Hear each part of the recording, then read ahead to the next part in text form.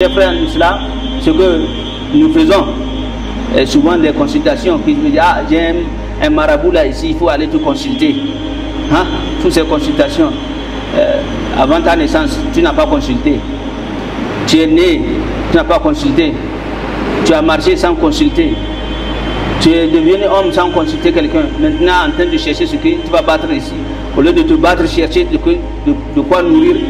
Tu cherches, tu souffres, tu vas, tu donnes à un zéro, à un homme qui est zéro, qui ne sort même pas, qui est là seulement à te corrompre, que de chercher à amener, lui va manger, il est sur place, toi tu es en train de souffrir au beau soleil, et l'amener, lui va manger gratuitement, que tu es en train de te consulter. Tu te trompes. Donc, chers frères, il faut s'interdire tout cela, ça gâte notre foi. Il faut s'abstenir. Et ça, il y a plusieurs choses. Il y a d'autres qui disent non, non, non, non. Moi, je suis malade, mais moi, c'est avec le Coran seul que je dis. Est-ce que le Coran dit de faire cela? Hein? Il y a d'autres qui disent non, non, non, non. Moi, tu vois qu'ici, il n'y a rien. Il faut chercher seulement quelque chose. Amener, on va y mouler. On va y mouler sur quoi?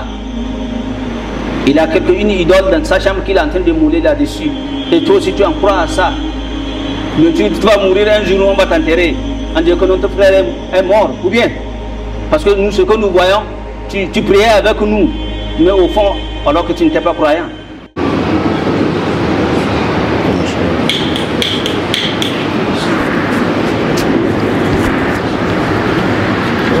Alaykoum salam.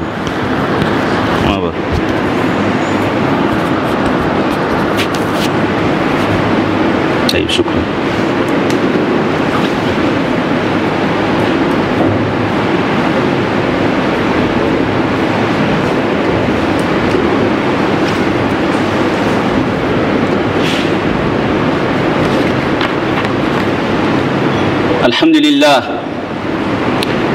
الحمد لله رب العالمين الذي جعلنا مسلمين وحثنا أن نكون مؤمنين لنفوز مع المفلحين. وأشهد أن لا إله إلا الله وحده لا شريك له، وأشهد أن سيدنا وحبيبنا محمد صلوات ربي وسلامه عليه وعلى آله وأصحابه ومن دعا بدعوته واستنى بسنته إلى يوم الدين. أما بعد، إخوة الإيمان، قال تعالى: يا أيها الناس اتقوا ربكم الذي خلقكم من نفس واحدة وخلق منها زوجها وبث منهما رجالا كثيرا ونساء واتقوا الله الذي تساءلون به والأرحام إن الله كان عليكم رقيبا. قال تعالى: يا أيها الذين آمنوا اتقوا الله حق تقاته ولا تموتن إلا وأنتم مسلمون. قال تعالى: يا أيها الذين آمنوا اتقوا الله وقولوا قولا سديدا يصلح لكم أعمالكم ويغفر لكم ذنوبكم ومن يطع الله ورسوله فقد فاز فوزا عظيما. عباد الله، لا يخفى عليكم منزلة الفلاح وأهميته وحاجة كل مسلم إليه، ولكن لن نحصل إليه إلا إذا حققنا أسبابه. فقد جعل الله لكل شيء سببا، وأسباب الفلاح كثيرة، منها الإيمان بالله تعالى. قال تعالى: قد أفلح المؤمنون الذين هم في صلاتهم خاشعون. ومنها التوبة والعمل الصالح. قال تعالى: فأما من تاب وآمن وعمل صالحا فعسى أن يكونوا من المفلحين. ومن أسباب الفلاح ذكر الله تعالى كثيرا. قال تعالى: واذكروا الله كثيرا لعلكم تفلحون. ومنها الجهاد في سبيل الله. قال تعالى: يا أيها الذين آمنوا اتقوا الله وابتغوا إليه الوسيلة وجاهدوا في سبيله لعلكم تفلحون. قال تعالى: لكن الرسول والذين آمنوا معه جاهدوا بأموالهم وأنفسهم وأولئك لهم الخيرات وأولئك هم المفلحون. إخوة الإيمان،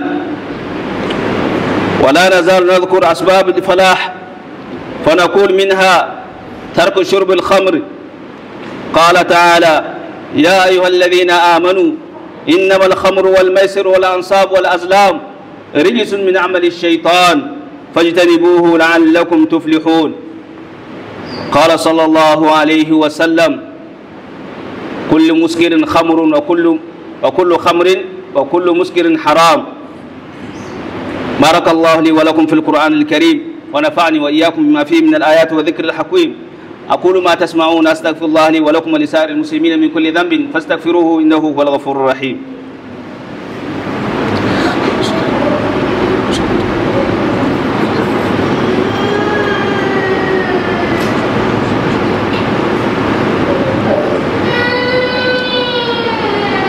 الحمد لله رب العالمين، والعاقبة للمتقين، ولا عدوان إلا على الظالمين، وأشهد أن لا إله إلا الله وحده لا شريك له، وأشهد أن محمدا عبده ورسوله صلوات ربي وسلامه عليه وعلى آله وأصحابه ومن دعا بدعوته واستنى بسنته إلى يوم الدين. أما بعد. Chers frères en islam, louange à Allah le clément, le miséricordieux. Nous attestons qu'il n'y a point de divinité en dehors d'Allah subhanahu wa ta'ala. Il est le seul détenteur de tout pouvoir. Nous attestons également que notre saint et sauf prophète est le prophète Mohammed.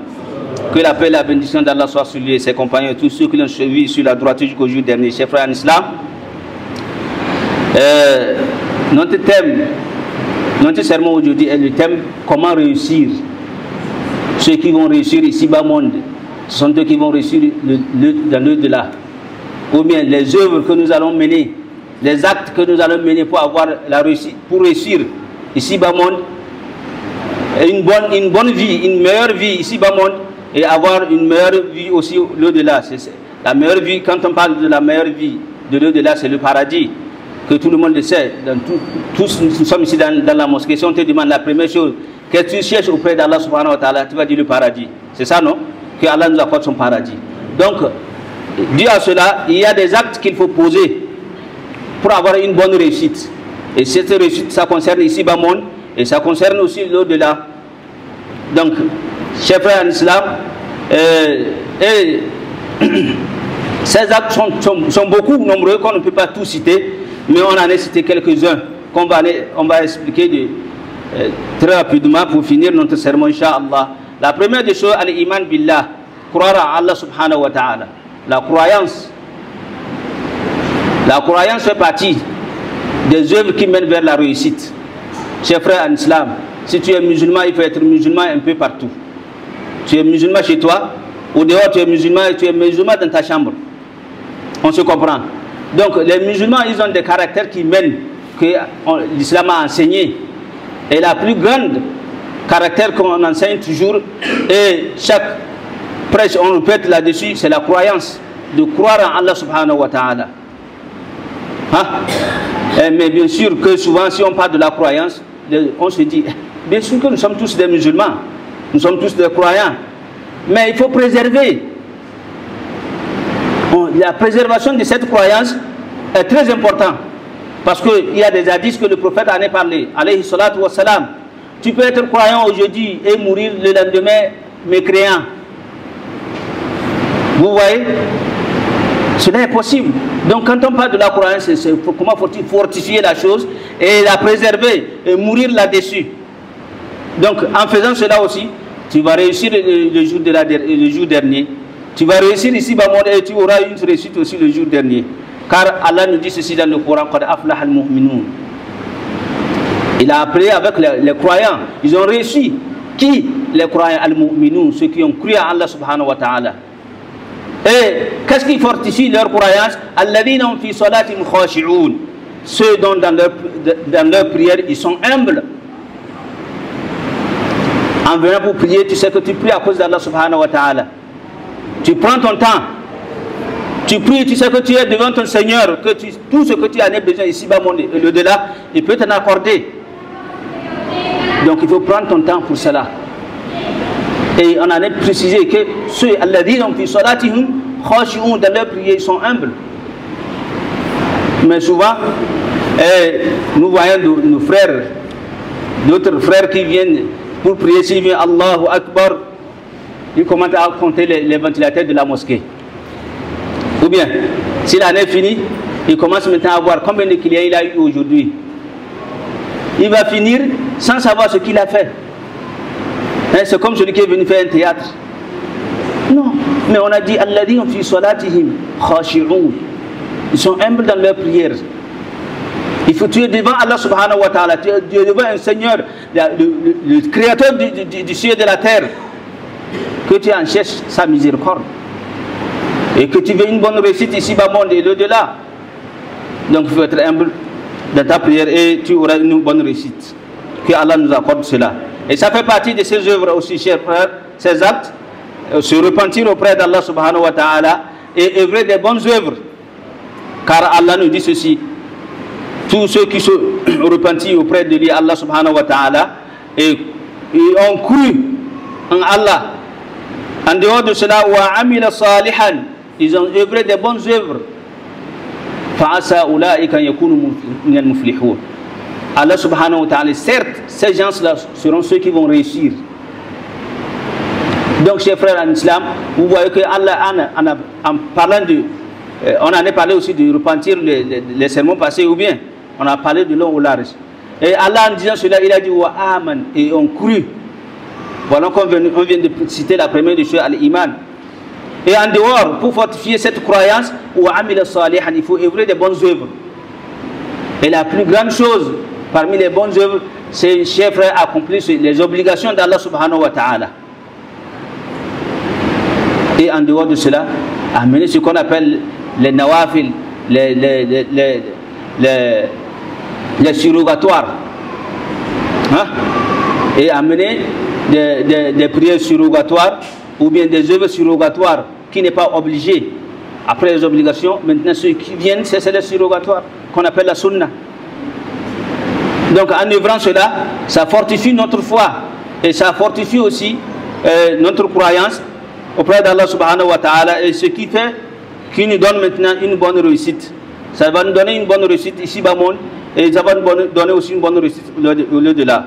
Chers frères en islam, on en a cité beaucoup, et en implorant Allah subhanahu wa ta'ala beaucoup. On en a parlé dans les sermons précédents, si je n'oublie pas, on en a parlé en implorant Allah subhanahu wa ta'ala. Là, même si tu n'as pas d'abolition, tu peux toutefois implorer Allah subhanahu wa ta'ala. Implorer Allah n'importe où que tu es, dans ta boutique, devant ton marché, tu es astaghfirullah, wa atubu ilayh, subhanallah, walhamdulillah, wa la ilaha illallah, wallahu akbar, n'importe quel que tu peux implorer Allah, il faut le faire. Même si c'est que tu ne peux rien le faire, que c'est Allahu akbar seulement, il faut le faire. Car Allah nous dit ceci, wa kathiran, et implorer Allah beaucoup, la'allakum tuflihun. Certes, vous serez parmi ceux qui vont réussir. On se comprend. Donc, cela n'a pas besoin que tu sois en abolition chaque temps. Donc, on peut le faire. Et cela aussi n'a pas besoin il faut suer d'abord avant de le faire. Ce sont des choses qu'on peut toutefois le faire. Chers frères en islam, et ça fait partie de ces genres de choses aussi, le djihad. Et bien sûr, quand on parle de djihad, bon homme se dit les guerres saintes précédentes, que celles que le prophète et ses compagnons ont fait. Quand on parle de djihad, tout le monde pense de cela seulement. Non, le djihad est vaste que cela. Le fait même d'accomplir les obligations, hein, et les surrogatoires, tout ça fait partie du djihad. Ça fait partie de ce qu'on appelle le djihad. Et la première des choses, il faut être djihad nafs. Toi-même, il faut faire djihad avec ton cœur. Le cœur qui t'ordonne chacun de faire du mal là. Il faut chercher à le combattre, à lui dire non, non, j'ai un Seigneur qui veille sur moi. Non, je vais accomplir les obligations. C'est de là, chers frères en islam, que tu vois que si on appelle, on lance la prière, l'heure de la prière, tu te vois légèrement venir prier là. Il ne faut pas voir que c'est une grâce d'Allah subhanahu wa ta'ala. C'est une grâce que Allah t'a accordée. Et que c'est un djihad que tu es en train de faire. Il y a bon nombre qui entendent qui ne peuvent pas venir, qui ne viennent pas, ils préfèrent prier à côté de leur route, dans leur boutique, que de venir prier dans la mosquée. Alors qu'en marchant même pour venir à la mosquée, les bénédictions qui est là-dedans, tu ne peux pas, c'est incontable. Donc tout cela fait partie du djihad. Chers frères en islam, on va finir en disant que l'on se préserve aussi de la boisson, les boissons alcooliques. Bien sûr, quand on parle de la boisson, et j'en ai expliqué en disant que d'autres ne pensent que celle des calebasses que d'autres prennent. Ce n'est pas ça seulement. Non. Tout ce qui saoule est appelé boisson. Parce que le prophète Muhammad alayhi salatu wa salam a dit kullu muskirin khamrun. Tout ce qui saoule est appelé quoi? Est appelé boisson. Et toute boisson alcoolique, bien sûr, les boissons alcooliques. Toute boisson qui saoule est appelée haram. C'est haram, c'est interdit. Et ça fait partie de cela, chers frères en islam, tout ce que nous faisons comme les boissons de calebasse avec celle des bouteilles. Hein? N'importe que ce soit celle de bouteille qui saoule, ça fait partie. Et ça fait partie aussi de cela aussi, les comprimés que nous prenons, qui saoulent, ça fait partie. Ça fait partie aussi ce que nous prenons comme la drogue. Hein? Une cigarette que tu sais que si tu fumes, tu te drogues là, ça fait partie. Et tout cela est appelé khamr, c'est haram, c'est interdit. Et bien sûr, ça va choquer d'autres qui vont se dire que nous, ce que nous vendons, ce sont des comprimés. Ce sont des comprimés. Est-ce qu'on va dire qu'ils vendent la boisson? Ce que tu es en train de vendre, ça ne saoule pas? Si ça saoule, ça fait partie. Ça fait partie. C'est pas moi qui le dis, le prophète qui en a dit. Alayhi salatu wa salam. Donc il faut préserver tout cela. Et en dehors de ça, chers frères en islam, ce que nous faisons, et souvent des consultations, qui me disent j'ai un marabout là ici, il faut aller te consulter. Hein? Toutes ces consultations. Avant ta naissance, tu n'as pas consulté. Tu es né, tu n'as pas consulté. Tu as marché sans consulter. Tu es devenu homme sans consulter quelqu'un. Maintenant, en train de chercher ce que tu vas battre ici. Au lieu de te battre, chercher de quoi nourrir, tu cherches, tu souffres, tu vas, tu donnes à un zéro, à un homme qui est zéro, qui ne sort même pas, qui est là seulement à te corrompre, que de chercher à amener. Lui va manger, il est sur place. Toi, tu es en train de souffrir au beau soleil et l'amener, lui va manger gratuitement, que tu es en train de te consulter. Tu te trompes. Donc, chers frères, il faut s'interdire tout cela, ça gâte notre foi. Il faut s'abstenir. Et ça, il y a plusieurs choses. Il y a d'autres qui disent que non, moi je suis malade, mais moi c'est avec le Coran seul que je... Est-ce que le Coran dit de faire cela? Hein? Il y a d'autres qui disent non, moi tu vois qu'ici il n'y a rien. Il faut chercher seulement quelque chose, maintenant on va immoler. On va immoler sur quoi? Il a une idole dans sa chambre qu'il est en train de mouler là-dessus. Et toi aussi tu en crois à ça. Mais tu vas mourir un jour, on va t'enterrer. On dit que notre frère est mort, ou bien? Parce que nous, ce que nous voyons, tu priais avec nous, mais au fond, alors que tu n'étais pas croyant. Vous voyez? Donc s'interdire de toutes ces choses-là, ça donne une bonne réussite. Donc en faisant cela, ça fait partie des djihad, chers frères en islam. Donc il faut s'interdire pour avoir une bonne réussite ici-bas monde et avoir une bonne réussite au-delà de là, qu'Allah nous accorde son pardon. Ya yan wa musulunci, farko muna ma Allah Ubangiji ta'ala godiya, Ubangijin talakai wanda ya sanya mu musulmai kuma ya nemo da mu kasance cikin mu'minai don mu samu sira a gare sa ran tashin kiyama. Muna shaida ba abin bauta da cancanta shi Allah shi kadai bai da abokin tarayya. Haka kuma muke shaidawa cewa Annabi Muhammad bawansa ne kuma manzon sa ne, sira Allah da aminci tabbata gare shi da alayensa da sahabbansa da duk wanda suka ji kiransa suka amsa suka tsaya tafarkinsa zuwa ran tashin kiyama. Ya yan wa musulunci, muna kiran zuna kuma muna horon zuna da jin tsoron Allah matuka, da cikin tsoron Allah kowane alkhairin duniya da lahira na a ciki. Ubangi ta'ala ya kira mu da ayoyi da dama. Bayan haka yayin wa musulunci, za mu turasar da zuna yau hutuban mu nan, ya mutum zai samun dace ko ya za ka kasance cikin masu samun dace. Kuma kun san dace dai kowanne na so, kowanne ya samu ya dace wurin Allah, ya dace nan duniya, ya dace wurin Allah. Amma dace wannan Allah subhanahu wa ta'ala da ya ambace sa, ayoyi zalla muka karanta, ya ambaci asbab, sabuban da za mu bi mu samu dace. za mu samu dace nan duniya, mu samu dace a lahira. Sai sa Allah samu dace, Allah samu dace. Kowanne mu da ke cikin sallah, da ke kokari da sallah, da ke kokari da ibada, in an tambaye ka me kake so, farko manufarka aljanna, ko ba haka ba? Shine don wahalun da muke yin da ake kiran mu, ko mu masu magana da ku masu jin duka muna gudu ne, muna nema mu duka mu gudu mu sira mu samu dace wurin Allah. Dacewa wurin Allah shine aljanna. Allah ba mu aljannan.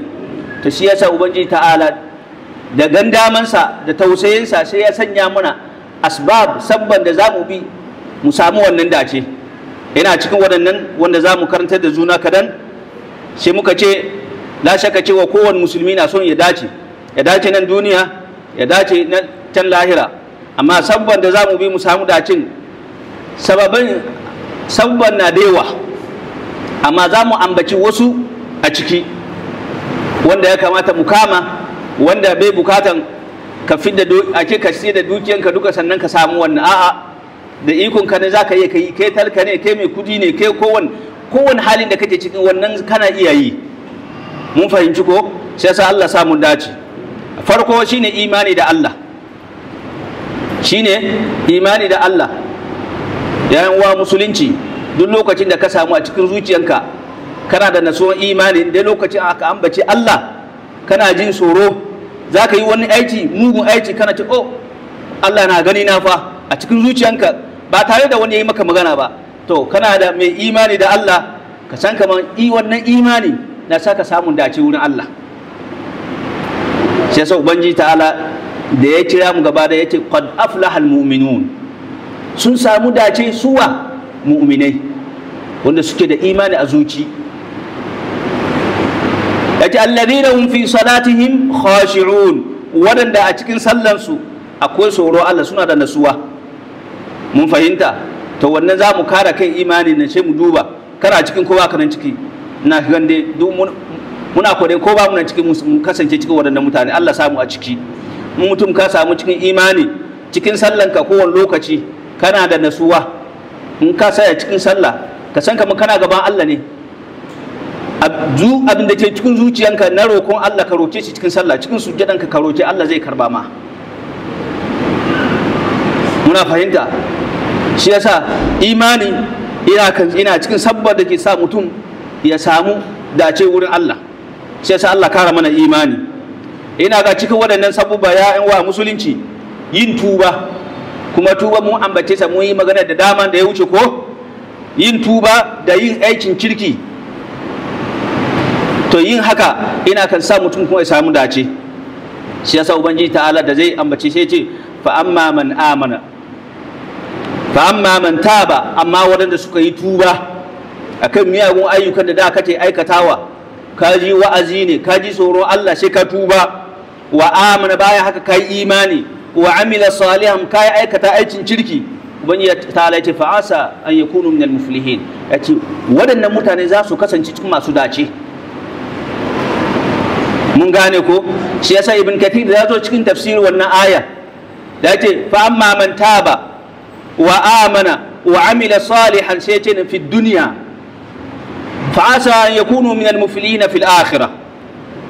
Mun fahimci ko? Wanda suka yi tuba da miyagun ayyukan da suka aikatawa, bayan suka yi aikata aikin kirki, wa amana sun yi imani suka aikata aikin kirki, yace a cikin nan duniya fa yace fa asa waɗannan mutanen an yakunu minal muflihin, za su kasance cikin masu dace, wanda za su samu dace a ran tashin kiyama. Allah samu a ciki.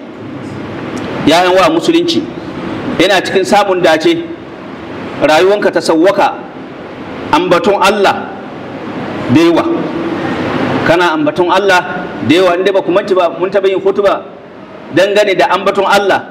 Muka ce ambaton Allah ba sharti bane kana da alwala, ba lalle bane sai ka kasance cikin alwala. A'a, kowane lokaci kana iya ambaton Allah.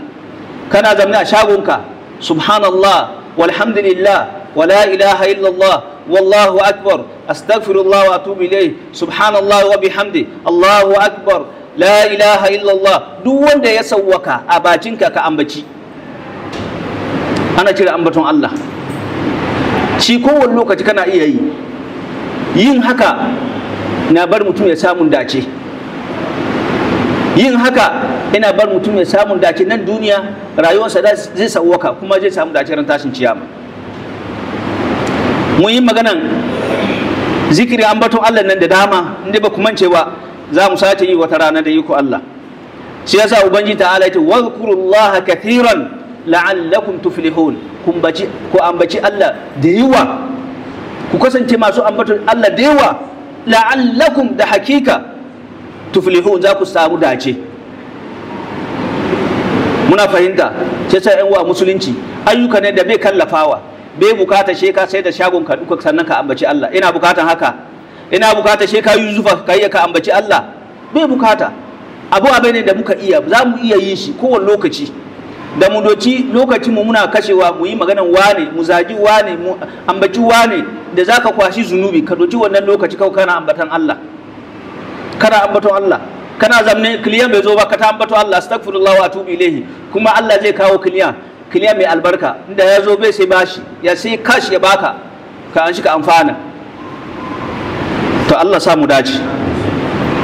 Yan a musulunci ina ga cikin samun dace kuma yin jihadi fi sabilillah, yin jihadi kuma inda ba ku mance ba mun taba yin sa, muka ce in an ce jihadi yawanci hankalin mu sai yana nufin kawai jihadin da manzo Allah da sahabbai suka yi na yaci da arna, ko ba shi kawai ne jihadi ba.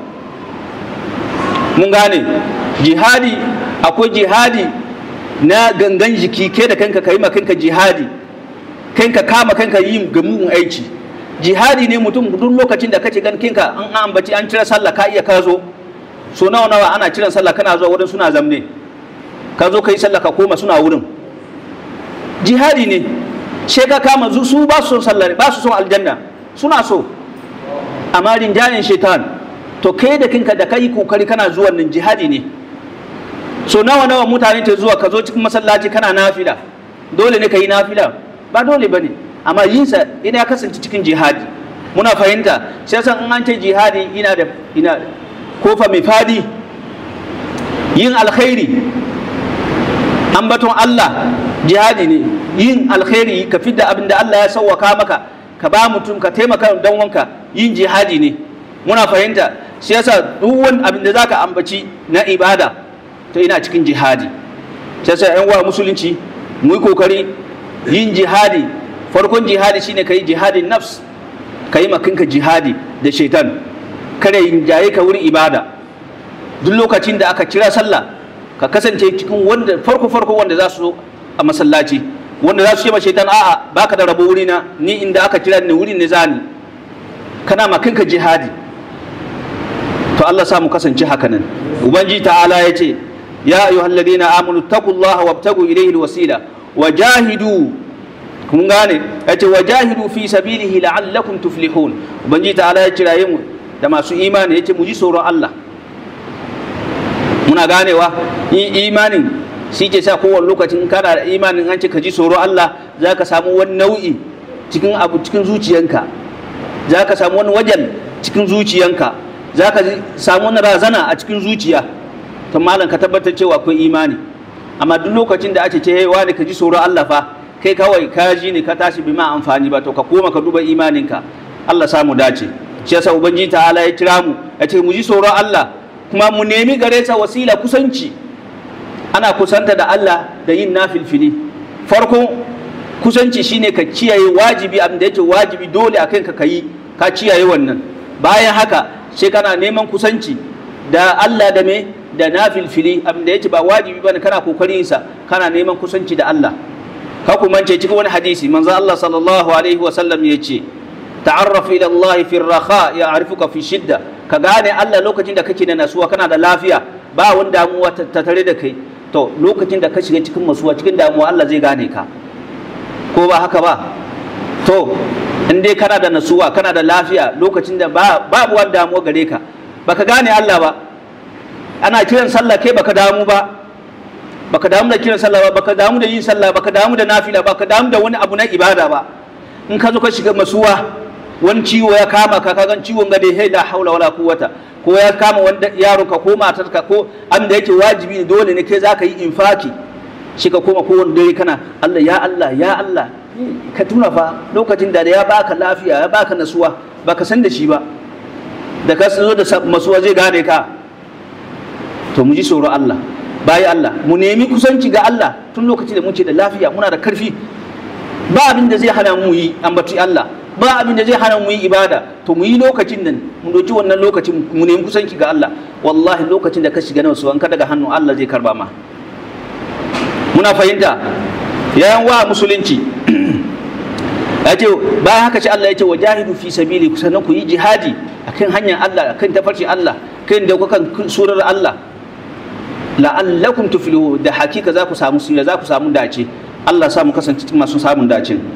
Yayan wa musulunci, ubangiji ta'ala ya kuma kiraye mu yace amma wanda manzo Allah sallallahu alaihi wa sallam da wanda suka yi imani tare da shi, jahadu, su yi jihadi bi amwalihim, da dukiyoyinsu, bayan haka wa anfusihim, da kawuna da karfin jikinsu. Ubangiji ta alashe ya ambaci wa ulaika lahumul khairat, waɗannan mutane suna da alkhairi da dama. Wa ulaika humul muflihun, wa ulaika waɗannan mutane su ne za su samu dace ran tashin kiyama. Yan wa musulunci Allah ya ambaci haka don ka ji kai maka aikata irin aikin su. La shakka cewa kuna jin sahabbai suna aikata aikin kirki ko kun ji abin da manzo Allah ya yi da sahabbai, aikin kirkin da suka yi, jihadin da suka yi, suna gan mutuwa, suna yunwa saboda addini ya kafu. Kai da ni da kai nawa ka biya? An taba marinka saboda addini? Ina ka taba zufa saboda addini? Da ka mun sami shi kawai, to me zai hana mu kama? Amma su fa ba wai mari kawai ba, ana gan mutuwa gaba, kana gani ana daga kibiya kana zuwa. To shin za ku sammani za mu yi daidai da su? To Allah na ambato wannan don mu duba mu yi koyi ne, mu yi koyi. Yanzu ba jihadi, ba wani jihadin da za a kashe suna, yanzu jihadin ne ibadan da wace yi. Ka nuna kai musulmi ne a boye, ko ba a kira ka nan a bayyane ba, ko a dacinka kana sallah tsakanin kai da Allah, abin da yake doka ne na Allah kana kokarin kiyayewa. To yin haka na sa mutum ya samu dace. Allah samu dace. Yayan wa musulunci, ina ga cikin waɗannan kuma wanda za mu ambaci mu karkare shine bari shan giya. Mutum ya hana kansa shan giya, jihadi ne fa. To in ka gan bawa Allah ka zo ka samu kanka Allah ya kiyaye ka cikin wannan, ka gode ma Allah. Za mu tambake mu shan giya, mun ce giya sai mutum ya duba kawai na kwariyan ne ko? A'a, da na kwariyan da na kwalban duka, da komprimin da na hayakin duka na cikin giya. Muna fahimta, duka na cikin giya. Duk abin da ke sa buguwa sunan shi giya. Shi yasa manzo Allah sallallahu alaihi wasallam da yazo bayyana yace kullu muskirin khamr, duk abin da ke buguwa da zaka sha hankalinka ya fita cikin hayyacinka wai giya ne. To duk abin da ke buguwa kuma haramun ne. Shi yasa an ambaci giya nan ba kawai giyan kwariya ba, komprimen da muke sha mu bugu mu fita cikin hayyacinmu haramun ne. Muna da hayakin da muke doka sha ka bugu haramun ne. Akwai abin da za ka sha hankali ya fi duka haramun ne, duka sunan shi giya. Kuma Allah da ya tashi la'anci giya, ya la'anci giya da mutane 10 ta tare da shi, mai aiki da mai taimakawa da mai azawa da mai sayarwa da mai taimakawa duka sun shiga cikin la'antar. Shi yasa mutum ya kiyaye. Za ka zo kana sai da kwayoyin da ke sa mutum ya bugu, sai ka ce ana ce wani na sai da giya, ce ha wallahi bin sai da giya, a ni kwayoyin ce sayarwa. Kwayoyin me yake sawa? Alheri ne. To kana taimakawa mutane su sha su bugu su fita cikin hankalinsu, ko ba haka ba? Ka yi aikin alkhairi, ina kana daidai da wanda ke sai da giyan nan da ake fidi, don giyan kuma ina fidda hankali, ina fidda mutum cikin hankalinsa. Allah kiyaye, Allah sa mu gane. Sai ta da ubangiji ta ala ya tashi ambatonsa, sai ya ce ya ayyuhal ladina amanu, ya ku wanda kai imani. To wanda bai imani ba maganar shi ai, shi duk abin da ya ganda mai ta yi. Amma shi Allah, ku mu da muka ce mu yi imani da Allah, mu musulmai ne, sai Allah ya ambace mu ya ce innamal khamru, shi ya fara da shi hakikanin giya duk abin da ke sa maye duka giya ne. Muna fahimta ko? Allah sa mu gane, Allah sa mu gane mu tuba. Ya ce wal maisir, sannan da caca kowanne da lotorin da muke bugawa nan, ko wani lokaci sai a turo cikin portable, waya an ka danna haka zaka ci kaza, ka bada a fidda cikin kredin ka wani bensin fa wani sanfra wani dosan sai kana ganka ba ko ban shi ka tura kai caja. Muna fahimta ko ba wai kawai ka je ka sai na lotorin ka gratin din kawai ba a'a kowannen nan shi yasa kowanne wasilan da zaka fidda kudi ka bayar don ka samu a baka wani babban kudi ba tare da kawai wani zufa ba malam caca ne. Ku kiyaye, mun gane ko Allah sa mu gane. Shi yasa da Allah ya ambace shi ya ce da mu masu zuwa wurin bokaye Allah kiyaye mu da haka nan. Mun sani ko boka da iri-iri akwai wanda suke mu'amala da littattafai musulunci da Qur'anai alhalku suna bokanci ko ba haka ba, su ruta maka suke akwai rubutu da zai maka, akwai kazallakanin da zai baka, kowane iri ne bokanci ne. Bayan haka akwai wanda suke aikata da ke aiki da turu, suna da turu ne ce kawo mun yanka kai wannan sha albukatan ka ya biya, ai kai bauta ma turu, kai shirka. Muna fahimta kowanne waɗansu da mu ba mu aiki da wannan, ba mu aiki da turu ba kasa kawai ne za ka zo mun gane ko shi zai ke maka kaza ne yayi kaza yi kaza, ko ya kawo ijiyoyi yayi haka, ko ya kawo wani farin kudi ya wasa. Kowanne dukkan suna cikin aikin shi. Ubangiji ta'ala ya ce rijisun, waɗannan dukkan najasa ne, ya ce fajtanibuhu, ku nisance sa, ku nisa da wannan abu inda kuna son sira fa, ya ce fajtanibuhu la'allakum tuflihun. Haka Allah ya amince, ya ce wallahi ku nisance da wannan, inda ku yi nisa da wannan za ku samu sira, za ku samu dace nan duniya da lahira. To kowanne ya fahimci, Allah samu dace, Allah samu gane Allah, mu kiyaye dokokin Allah, mu samu sira nan duniya, mu samu sira da can lahira. Allah ba mu aljanna. اللهم اعز الاسلام والمسلمين واذل الشرك والمشركين ودمر اللهم اعداء الدين واحمي حوزه الاسلام والمسلمين برحمتك يا حي يا قيوم يا رب العالمين. amma Allah karba mana kowanne muna da nashi bukata. Allah karba mana bukatunmu, Allah biya mana bukatunmu, Allah ya fi mana kurakurenmu. Wanda suke ba su da lafiya Allah ba su lafiya, mun da ke da lafiya Allah kara mana lafiya. Da yawan 'yan kasuwa ne Allah ba kowa nasara, Allah ba kowa sa'a, Allah ba kowa sa'a. Masu talla, masu akwai wani tantona ya ce wai a mishi addu'a, wai na bukatan addu'a, to Allah biya mishi bukata, Allah biya mishi bukata. Duk wanda suke da bukatu wurin Allah, Allah biya mu kowa bukatunsa, Allah biya mu kowa bukatunsa.